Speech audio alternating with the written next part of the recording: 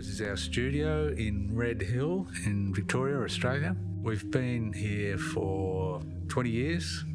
Initially we were in Namurka where we had a dairy farm. We built the studio originally in a shed. In 1994 we moved down to the Mornington Peninsula, sold the farm and built a studio in Rosebud, which we had for 6 or 7 years, and then came to Red Hill here.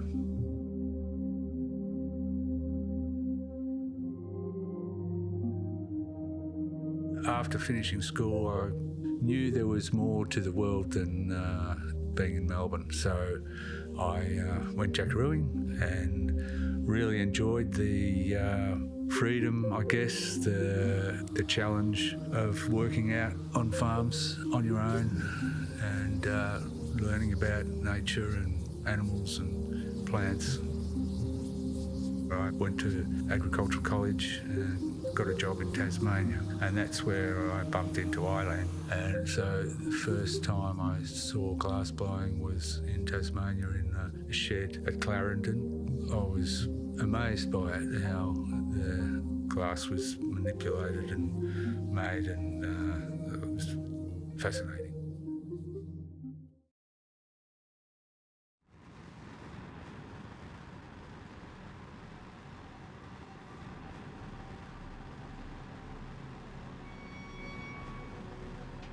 My mum and dad, Alistair and Rich Gordon, were both glass engravers. They started in Edinburgh, and when they graduated, ended up working for a glass factory in Norway, where they stayed for 16 years.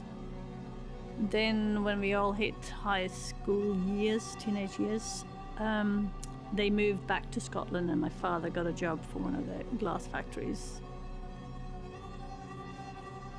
At that point, I was finishing high school and I decided that I would like to follow in their footsteps, and applied for a few courses or colleges that did glass, and ended up down in England in the West Midlands, which is where all the glass factories are in the UK. There was a specialised course for a year that started off, it was a trade school for all the apprentices in the factories, but they did a full-time course for a studio glass. Once I found the hot shop, the glass blowing studio, that was me hooked. I was not going to be engraving anymore, I was making glass. Soon after, my dad actually was invited to come to Perth, WA, and he was one of 6 artists from Perth, Scotland, to come out to demonstrate their craft. And while he was here, he was asked if he would like to come out here and set up a studio, and they would sponsor him. So that's how we ended up in Australia. It's a humbling experience in the way that if you don't keep control of the glass, it'll very quickly take control itself, and before you know it, it's a disaster. It is a very challenging medium to work with, and it is quite a long learning process, and you never stop learning. You can see a lot of work out there, or even in the history books, you can see pieces and you sit there and try and work out how the hell they made that. You know, what technique did they use and how did they get to that point?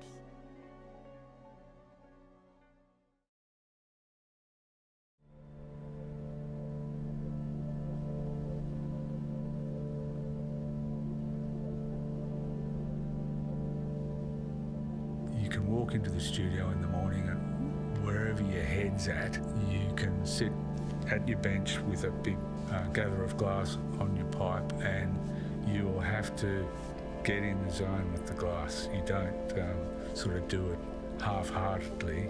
It'll turn around and bite you. It'll burn your hand off, or if you're not paying attention, it'll burn somebody else. Or you are totally focused on the glass as soon as you've got a pipe in your hand.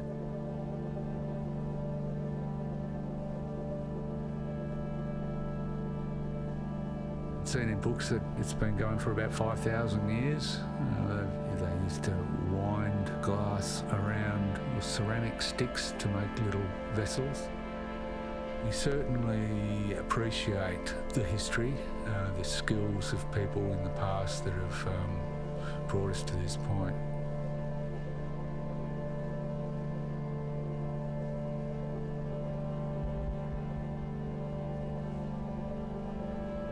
there's all kinds of inspirations all the time.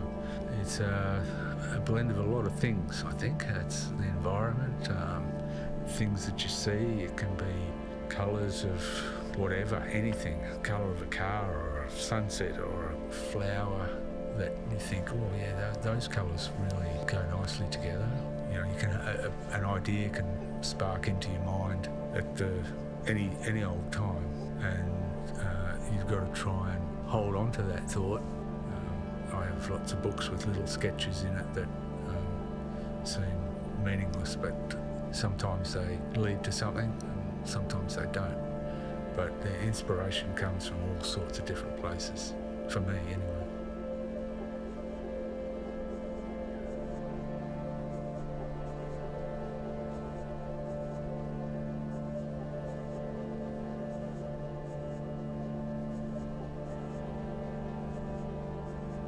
So I guess how I came into glass was obviously through Eileen, but also a need to make money. We had to feed kids and pay the rent, and I thought glass blowing was a lot easier than farming, believe it or not. So yeah, I say to people I fell into a burning ring of fire, flames went higher, and yeah, once I was in the burning ring of fire, I've stayed.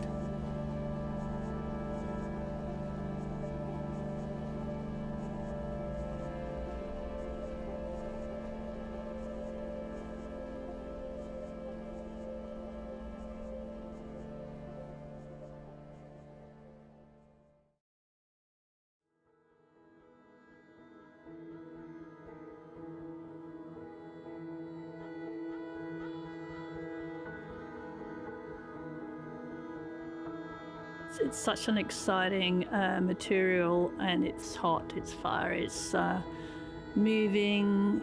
Once you have a go at glass blowing, you kind of get addicted. You just, it's no going back, I think. It's a beautiful material to work with. I think once you're in the art world, you train yourself. It's part of the job to become aware of inspirations around you. It's so that the more you work in the field, the more you are aware of everything around you, and you're always looking for ideas. You're always looking for little thing that's beautiful. You can pick up a shell on the beach and just look at that pattern. That'd be lovely to put into glass. These days, when people are building these very bland homes with very bland colours, I think glass has come into its full glory for these homes. So we often get asked to make beautiful feature pieces just to put a piece of colour in their home.